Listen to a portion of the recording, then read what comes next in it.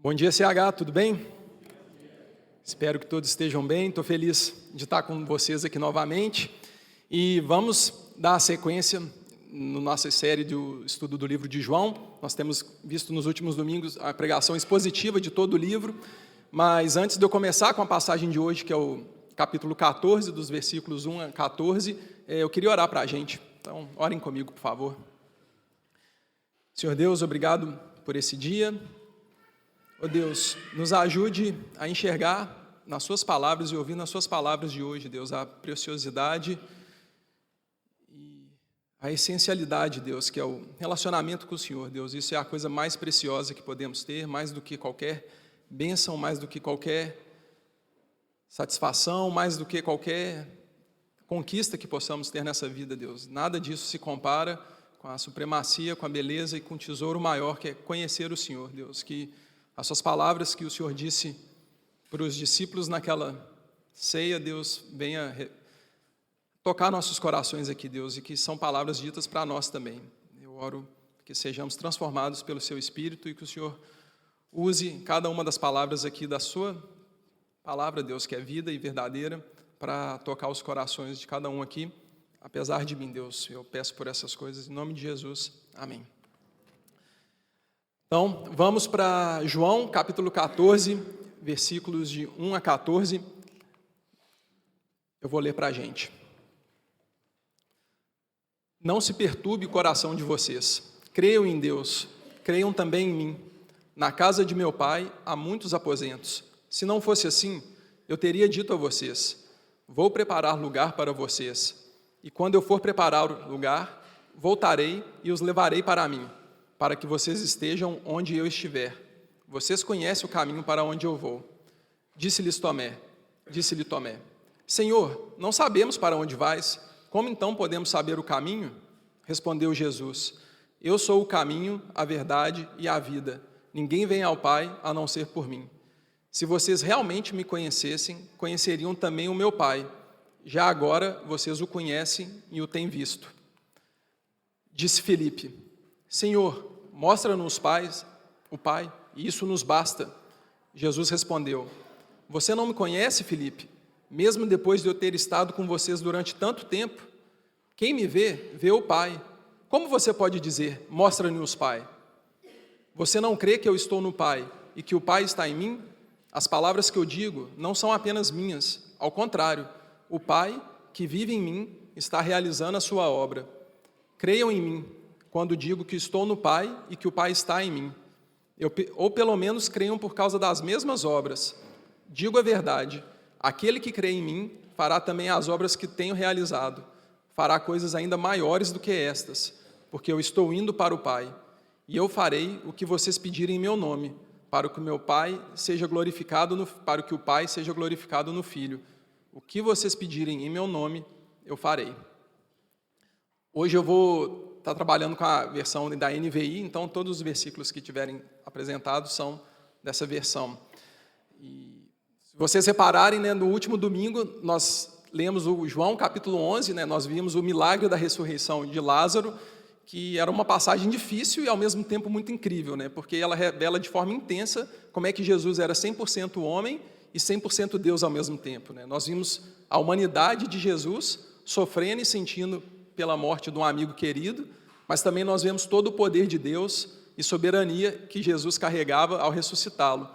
Então, hoje nós estamos pulando do capítulo 11 para o capítulo 14, mas eu não gostaria que a gente passasse em branco tanto do que acontece no capítulo 12 e no capítulo 13, que vai ser o pano de fundo e o contexto para toda essa passagem, essa conversa que Jesus estava tendo com os discípulos, que a gente acabou de ler.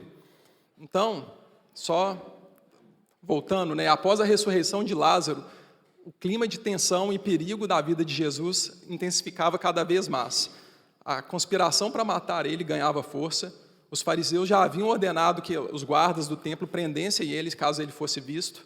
E também no contexto judaico, todos os judeus se preparavam para uma das maiores festas do contexto judeu, que era a festa da Páscoa. O povo se deslocava até Jerusalém para cultuar a Deus e para celebrar uma das 3 maiores e importantes festas da cultura judaica. E o capítulo 12 narra também a chegada de Jesus em Jerusalém. Ele entra na cidade montado num jumentinho, ele é recebido pela multidão como rei, ramos são levantados, aclamações são ouvidas, e aos olhos de muito, aquilo parecia ser um momento de grande triunfo. Só que, atrás de toda essa celebração, a cruz já estava se aproximando. O próprio Jesus já tinha anunciado que havia chegado a hora, e novamente o tipo de morte que ele viria sofrer, e ao mesmo tempo que várias pessoas creem, alguns e vários ainda permanecem com o coração endurecido. E aí, no capítulo 13, Jesus nos conduz à última ceia e os últimos momentos de Jesus com os discípulos antes da sua prisão.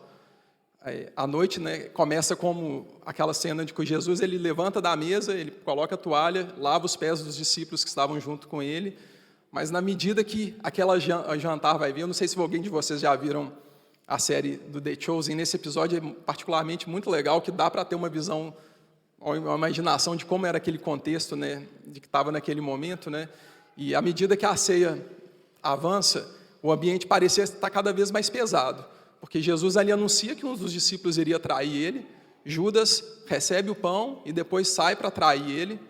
Em seguida, Jesus avisa que permaneceria com eles por pouco tempo e que iria para um lugar que naquele momento ninguém poderia seguir ele. E Pedro, confiante na própria coragem dele, disse que daria a vida para Jesus, mas o Senhor responde para ele que antes que o galo cantasse, ele negaria ele 3 vezes. Então, a gente vê uma mesa cercada de um clima de despedida, de traição, de negação, de medo, de incerteza.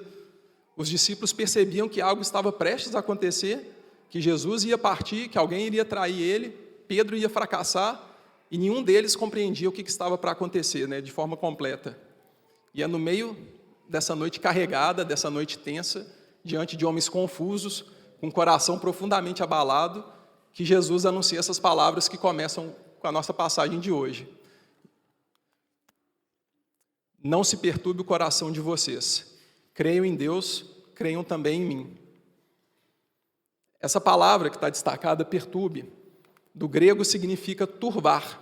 Em algumas traduções da Bíblia, a palavra que é utilizada é turbar, que traz a ideia de agitar a água de tal forma que os sedimentos dela são levantados e ela fica turva, barrenta, perdendo a sua transparência.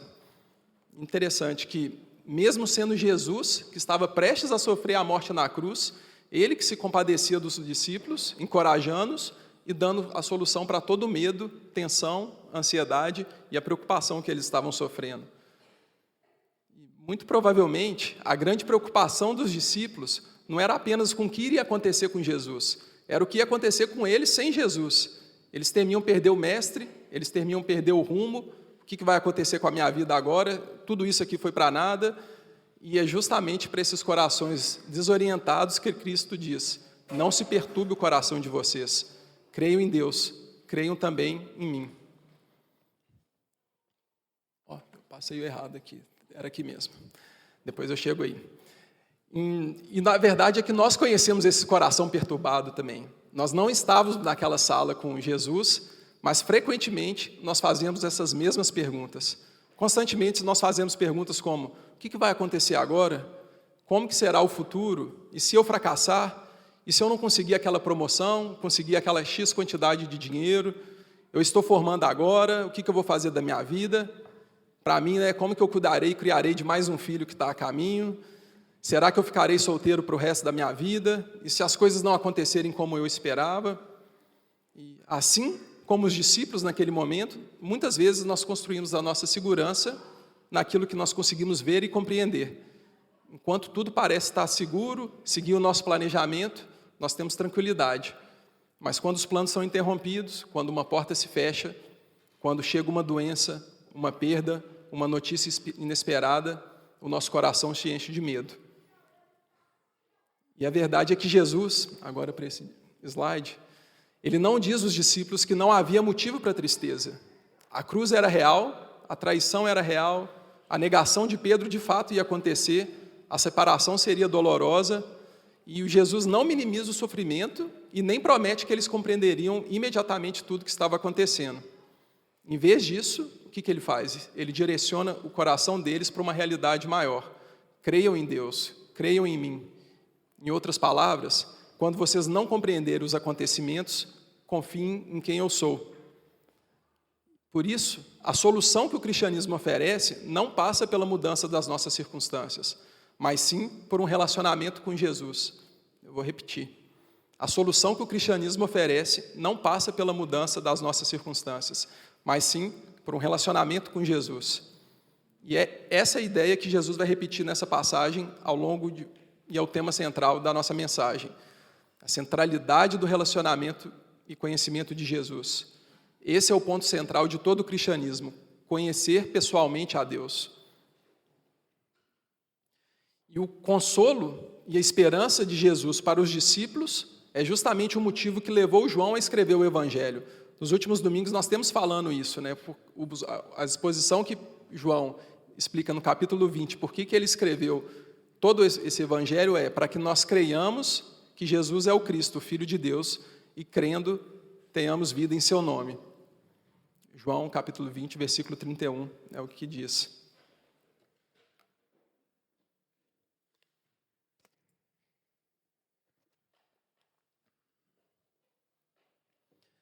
Na sequência da passagem, Jesus também dá um segundo motivo para que os discípulos e também nós não vivamos com o coração perturbado, dominado pela ansiedade, pela preocupação e pelo medo. Ele diz: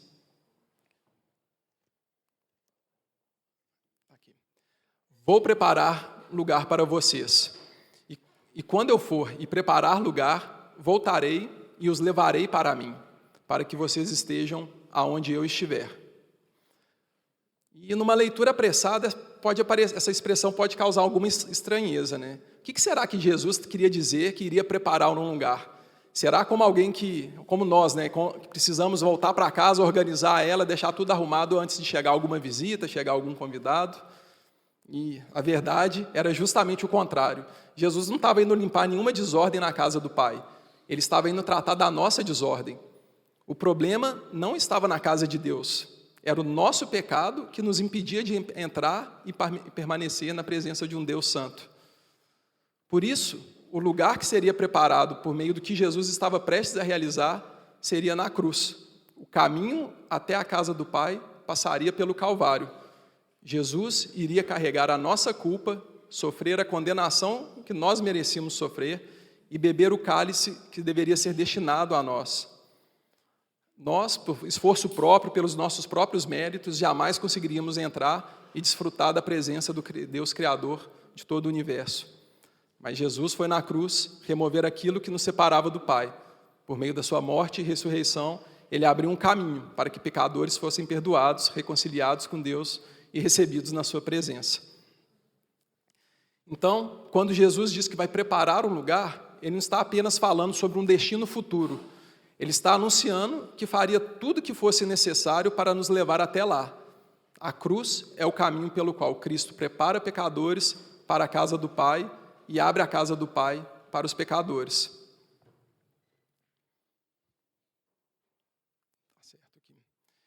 E outro ponto importante dessa passagem é que Jesus diz ele diz isso claramente, que ele voltaria para nos levar para ele.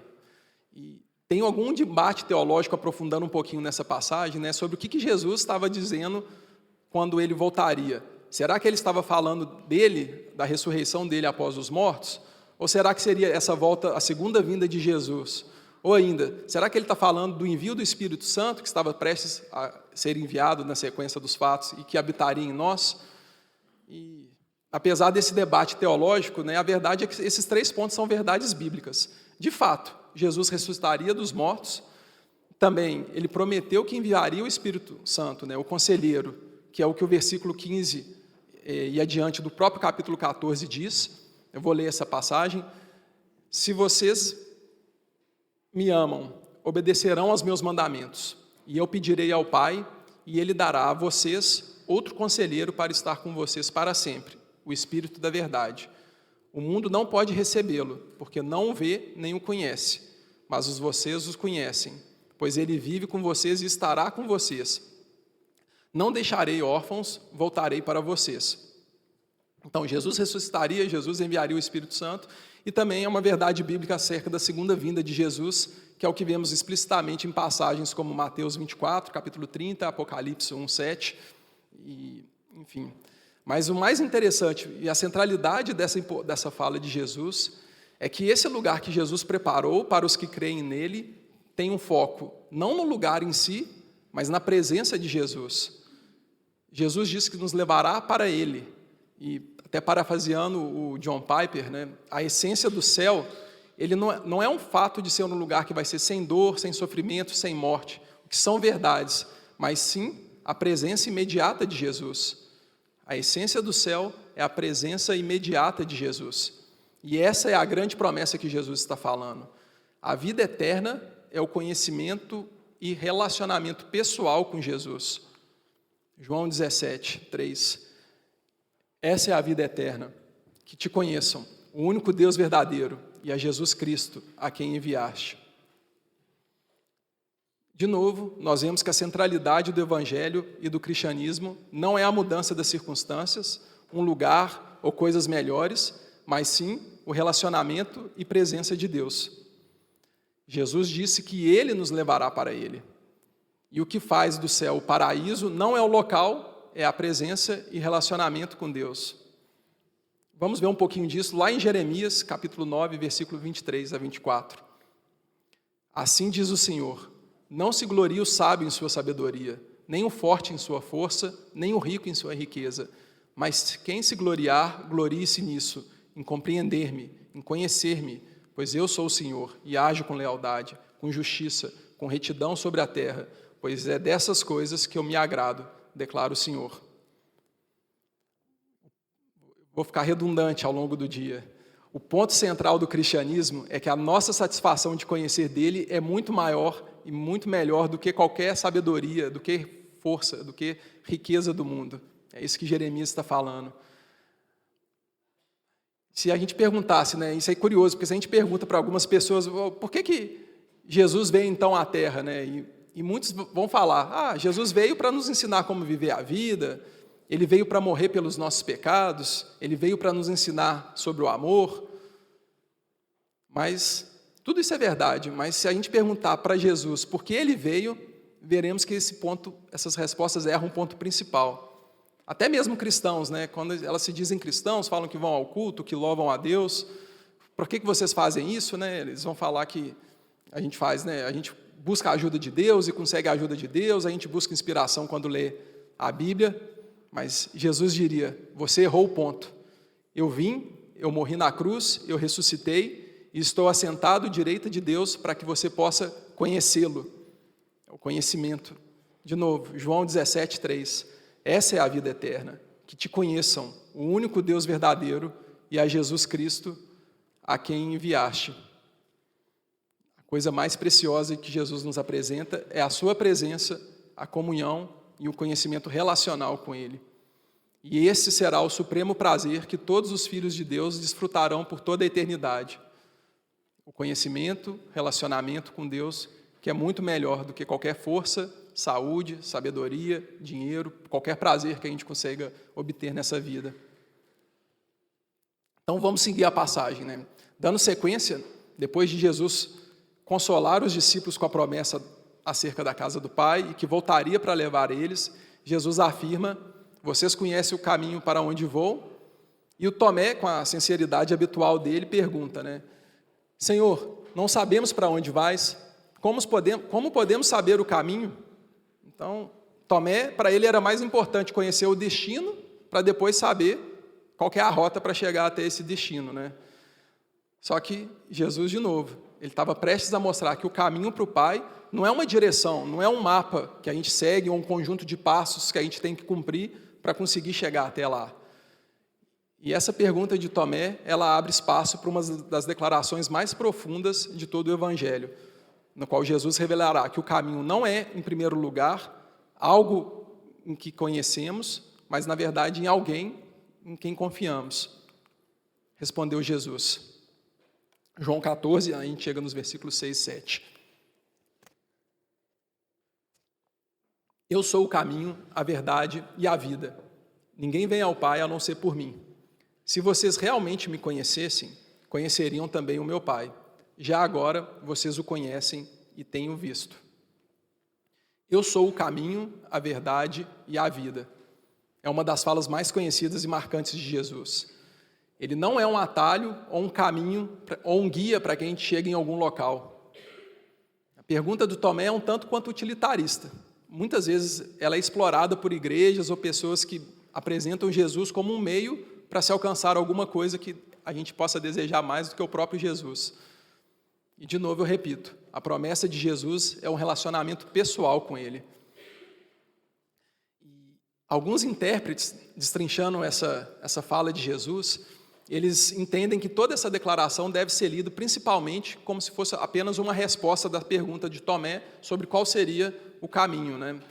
E nessa perspectiva, com base na própria construção semítica, né, próprio do hebraico e do aramaico, o primeiro substantivo caminho, em tese, deveria governar o sentido dos outros dois, né? Então, quando fala verdade e vida, seria para qualificar o primeiro substantivo de caminho, né, que Jesus diz.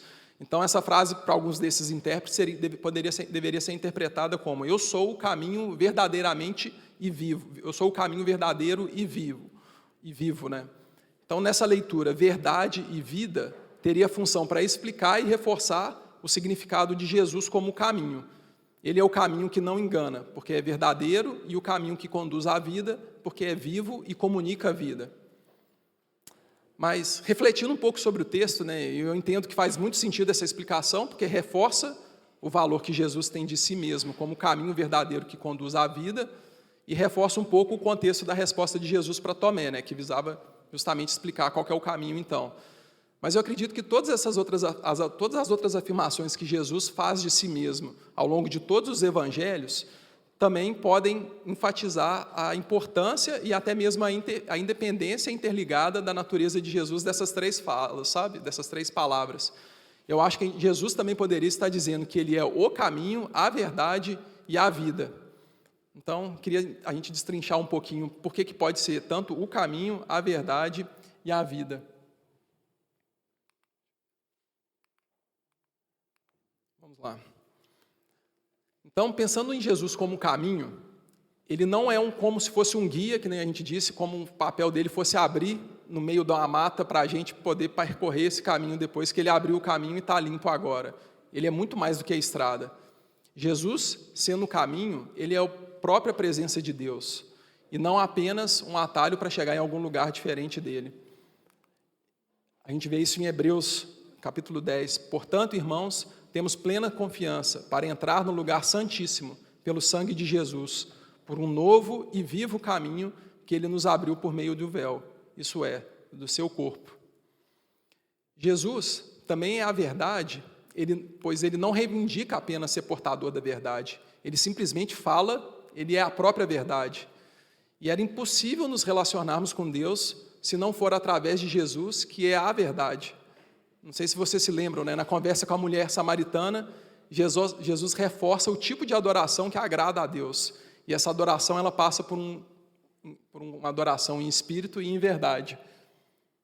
Essa é a passagem de João, capítulo 4. Né? No entanto, está chegando a hora, e de fato já chegou, em que os verdadeiros adoradores adorarão o Pai em espírito e em verdade. São esses os adoradores que o Pai procura. E por fim, Jesus também é a vida. A palavra vida, somente no Evangelho de João, é mencionada aproximadamente 48 vezes. E em quase todas as passagens, ou ela é utilizada em contexto que Jesus é a vida, ou no sentido de quem acredita nele tem a vida eterna. Né? Nós temos várias passagens com essa ideia. Né? Nele estava a vida, e esta era a luz dos homens, João 1, 4. Pois, da mesma forma que o Pai ressuscita os mortos e lhes dá a vida, o Filho também dá a vida a quem Ele quer. João 5, 21. Pois da mesma forma como o Pai tem vida em si mesmo, Ele concedeu ao Filho ter vida em si mesmo. João 5, 26. João 6, 35. Então Jesus declarou, eu sou o pão da vida. E em João 6, 4, asseguro a vocês, aquele que crê tem a vida eterna. João 6, 47.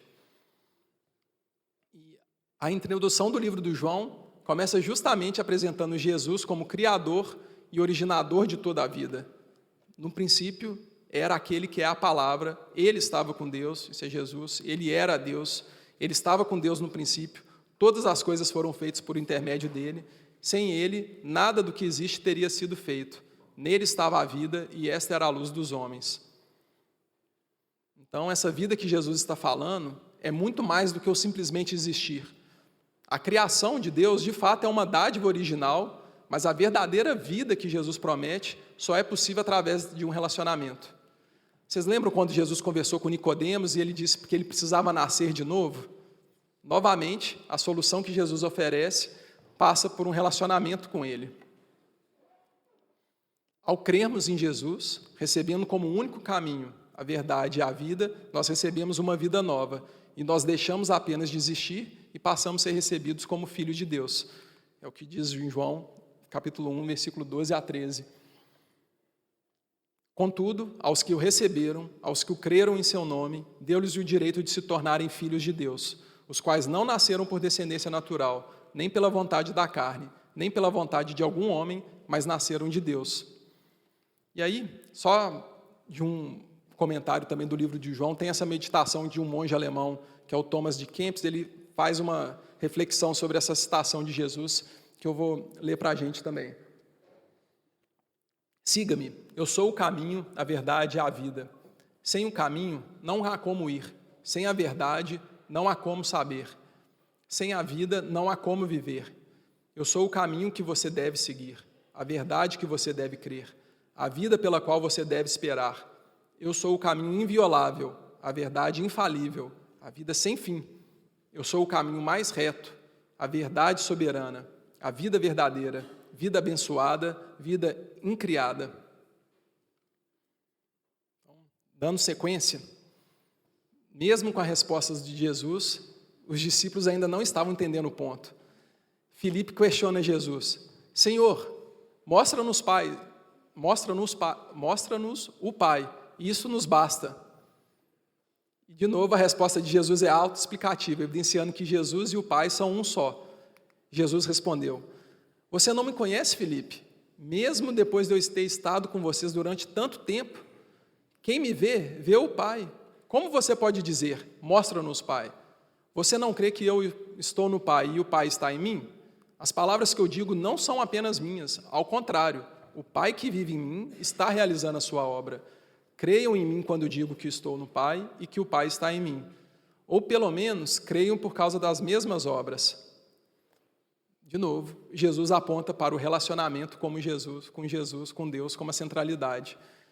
A centralidade é o conhecimento de Jesus, não um conhecimento informacional, mas um conhecimento relacional.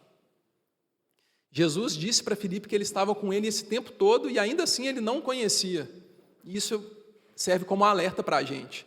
A gente pode viver na igreja, a gente pode fazer todas as coisas cristãs e viver numa vida cristã ocupada e ainda assim não conhecermos Jesus. Podemos saber sobre Deus, conhecer as passagens da Bíblia e até mesmo frequentar a igreja.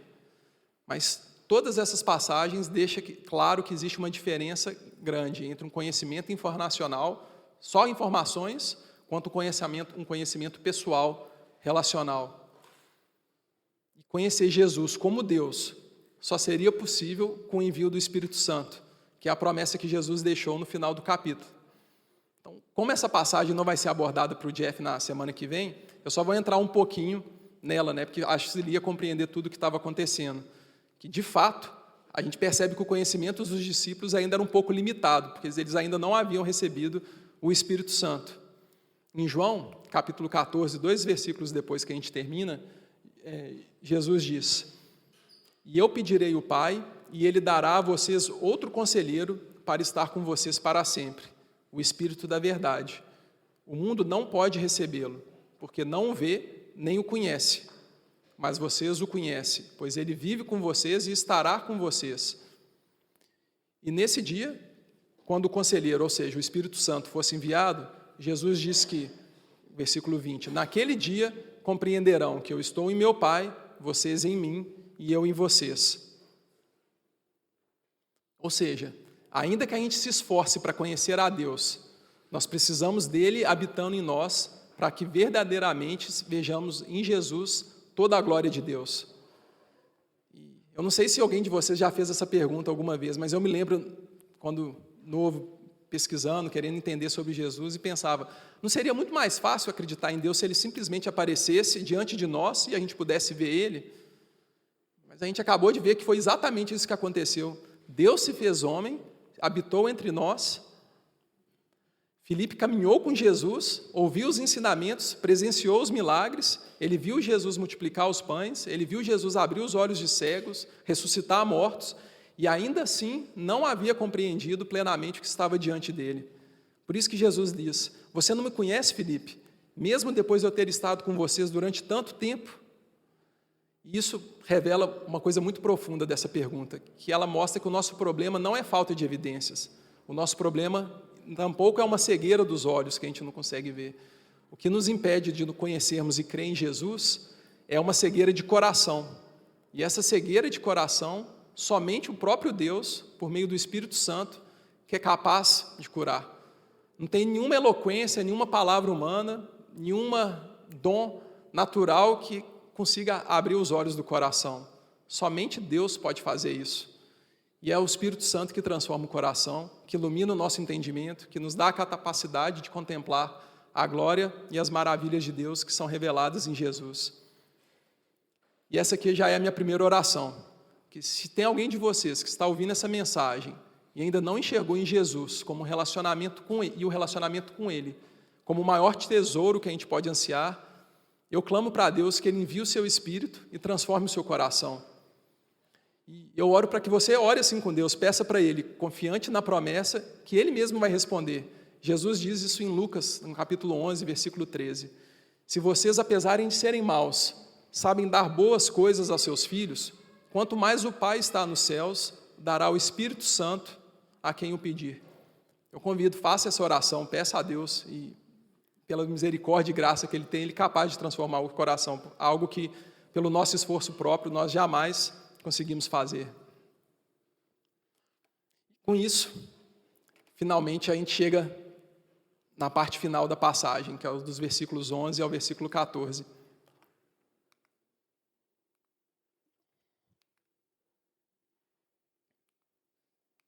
É isso mesmo. Jesus diz, creiam em mim quando digo que estou no Pai e que o Pai está em mim, ou pelo menos creiam por causa das mesmas obras. Digo a verdade, aquele que crê em mim fará também as obras que tenho realizado. Fará coisas ainda maiores do que estas, porque eu estou indo para o Pai. E eu farei o que vocês pedirem em meu nome, para que o Pai seja glorificado no Filho. O que vocês pedirem em meu nome, eu farei. Então, claramente, no versículo 11, Jesus estava dando diversas evidências, não só pela autoridade da sua palavra, e a verdade daquilo que ele falava, mas também pelas próprias obras e milagres que ele realizou. Tudo isso deveria ser suficiente para a gente crer nele, né? Jesus está clamando para a gente dar um passo de fé, termos fé nele. Mas eu acho que a partir do versículo 12, está aí espelhado, pode surgir algumas dúvidas para compreender tudo que envolve na sequência, né? As dúvidas que, até mesmo para mim, são questionamentos que podem nascer. O que significa quando Jesus diz que aquele que nele crê fará obras ainda maiores que Jesus realizou? A gente vai ser mais poderoso que Jesus? É isso que ele está querendo dizer? Ou então, o que significa dizer que qualquer coisa que pedimos em nome de Jesus, Ele fará? Eu já pedi várias coisas para Jesus e nunca tive a resposta de algumas delas da forma que eu queria. E para entender um pouquinho dessa passagem, né, me ajudou muito os comentários do livro de João, que foi escrito por um teólogo reformado, o Don Carson. Obrigado, Pedro, que me mandou aí as cópias necessárias para compreender. E quando Jesus diz, e ele fala, né? Jesus diz que aquele que crê nele fará coisas maiores que eles, não significa que os discípulos se tornariam mais poderosos que Deus, ou que eles iriam realizar milagres mais impressionantes do que o próprio Jesus fez. O próprio contexto da passagem impede essa conclusão. E a chave para a compreensão dessas falas de Jesus está no final da frase, né, que Jesus diz, aquele que crê em mim fará também as obras que tenho realizado, fará coisas ainda maiores do que estas, porque eu estou indo para o Pai. Por quê? As obras seriam maiores porque elas aconteceriam depois da morte, da ressurreição e da exaltação de Jesus. A ida de Jesus para o Pai, ele inaugura uma nova etapa na história da redenção. A obra da cruz estaria consumada, Cristo estaria glorificado, o Espírito seria enviado e o Evangelho ia começar a ser espalhado para todos os povos e nações. E durante o ministério de Jesus, toda a sua atuação estava concentrada, principalmente entre o povo de Israel e até mesmo com seus discípulos mais próximos. E nem eles compreendiam plenamente quem ele era e o significado da sua missão. E é depois da ressurreição, com o envio do Espírito Santo, que eles passam a anunciar com clareza que Jesus morreu pelos pecadores, ressuscitou, venceu a morte e reina junto com o Pai. E por meio dessa proclamação, muitos seriam convertidos e reunidos na comunidade de Jesus Cristo. Então, por isso que a comparação não é simplesmente entre as obras de Jesus e as obras dos discípulos, como se eles estivessem agindo de forma independente. A comparação é o que Jesus realizou durante o seu ministério terreno e depois o que o próprio Jesus vai continuar realizando através dos discípulos, para a sua própria glória.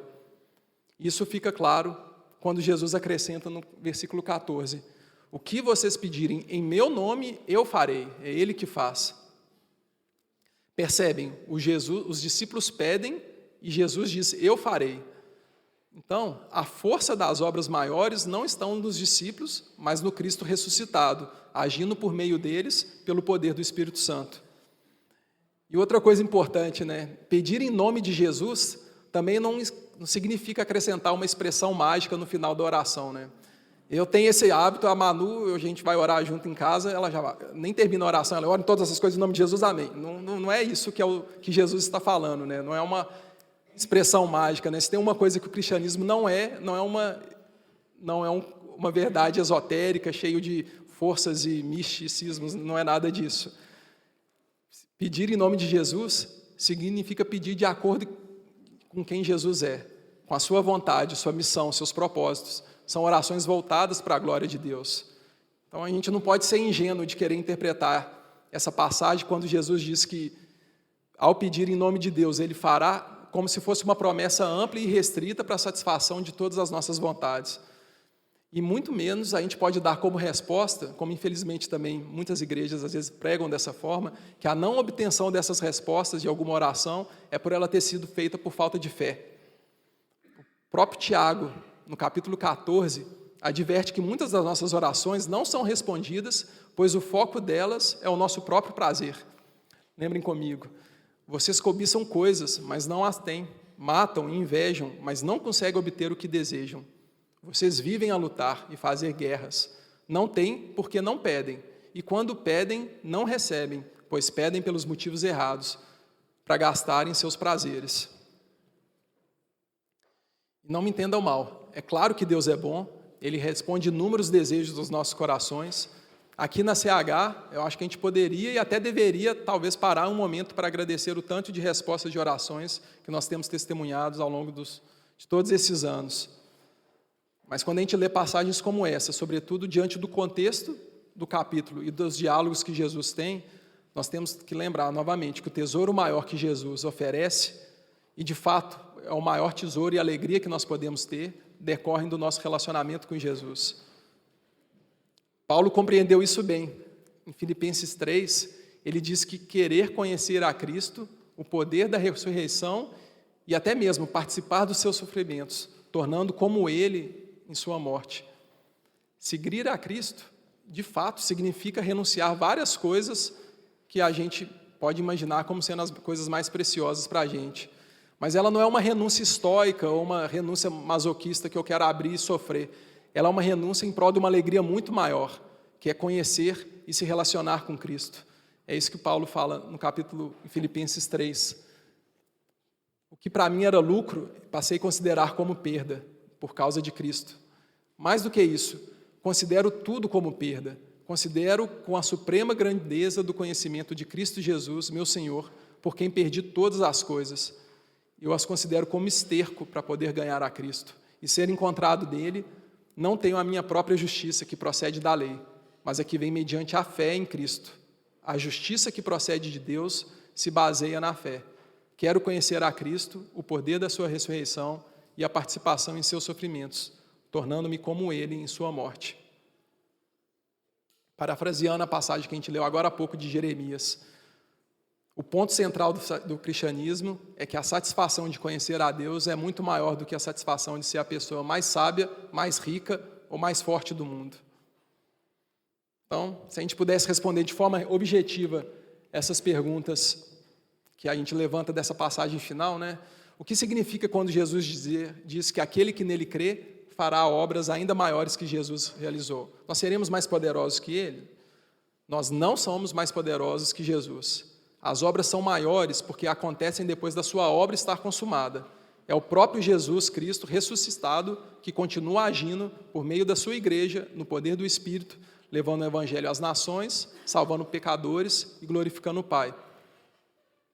E a segunda pergunta: o que significa dizer qualquer coisa que pedimos em nome de Jesus ele fará? O que isso significa? Já pedi várias vezes, várias coisas para Jesus e não tive a resposta que eu queria. E a resposta objetiva: pedir em nome de Jesus, que nem a gente falou, não é uma fórmula mágica para conseguir tudo que desejamos, mas orar de acordo com quem Ele é, com sua vontade e para a glória do Pai. Nem sempre nós receberemos as respostas que esperamos, mas nós podemos confiar em sua sabedoria e bondade. Afinal, o maior presente que Jesus nos oferece não é a realização dos nossos planos, mas o próprio Jesus e a sua presença. Se a gente pudesse fechar todas essas ideias, né, de uma forma mais sintética, né, de tudo isso que eu consigo entender como a centralidade da passagem de hoje, eu gostaria de deixar 5 pontos aqui com nós e as referências bíblicas depois do que foi falado nesses 14 versículos que Jesus teve com os discípulos. Então, primeira ideia: quando o nosso coração estiver perturbado, nossa segurança não está no controle das circunstâncias, mas na confiança e no relacionamento com Jesus. Segunda verdade: Jesus foi à cruz para remover o pecado que nos separava de Deus e nos levar para junto de si. A maior promessa do céu é a presença de Cristo. Terceira verdade: Jesus não apenas mostra um caminho, Ele é o único caminho verdadeiro e vivo para o Pai. E quem vê Jesus conhece o próprio Deus. Quarta verdade: conhecer Jesus é muito mais do que possuir informações religiosas. É um conhecimento pessoal e espiritual, produzidos em nós através do Espírito Santo.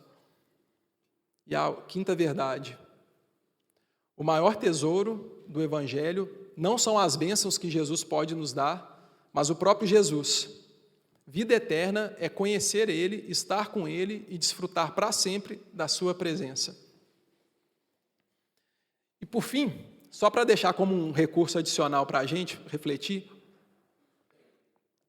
alguns de vocês devem conhecer um ministério antigo, ele é de 1933, chama Navegadores. E eles têm uma ferramenta que explica um pouco de uma forma bastante visual o que significa isso na prática, né? Qual é essa centralidade do conhecimento de Jesus e como que isso deve impactar na nossa vida e refletir nas nossas ações, né? O que é ser um cristão, né?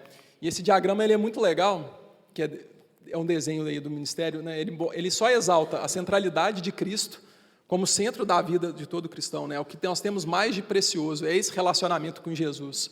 Ele é ancorado, né, pelo pilar da palavra e da oração, né? A palavra é a verdade, é a Bíblia, é o próprio conhecimento de Jesus, né? Nós inspiramos a palavra, recebemos aquilo que é a verdade através dele. Essa é a vida do cristão, né? A gente respira a palavra, inspira a palavra e expira a oração, que ela se revela no nosso relacionamento pessoal com Deus.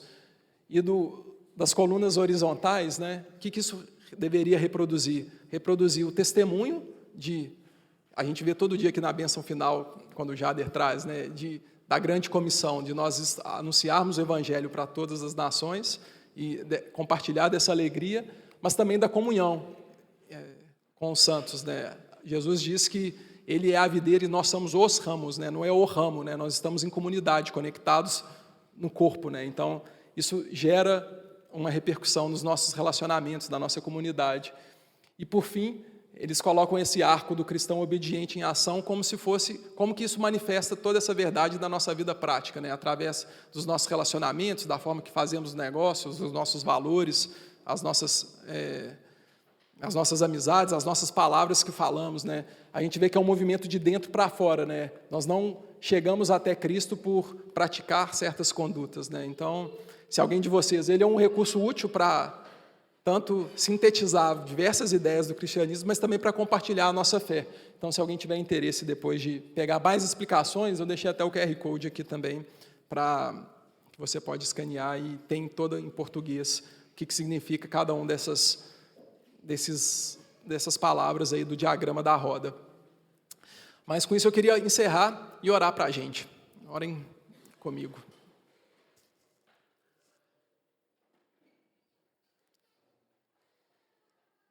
Senhor Deus, nós te louvamos e exaltamos o seu nome, Deus, reconhecendo a centralidade, a verdade, a vida, o único caminho, Deus, o caminho verdadeiro e vivo que o Senhor é, Deus. Eu clamo, Deus, que o Senhor, através do teu Espírito, o Senhor possa abrir o coração de cada pessoa aqui presente, Deus, para enxergar o quão precioso e quão maior tesouro o Senhor é, Deus. Não existe nada nessa vida, não existe nada que possa afastar o nosso medo, a nossa insegurança, algo que possa ser maior do que o próprio Senhor, Deus. Não tem nada que possa nos dar maior satisfação do que a Ti.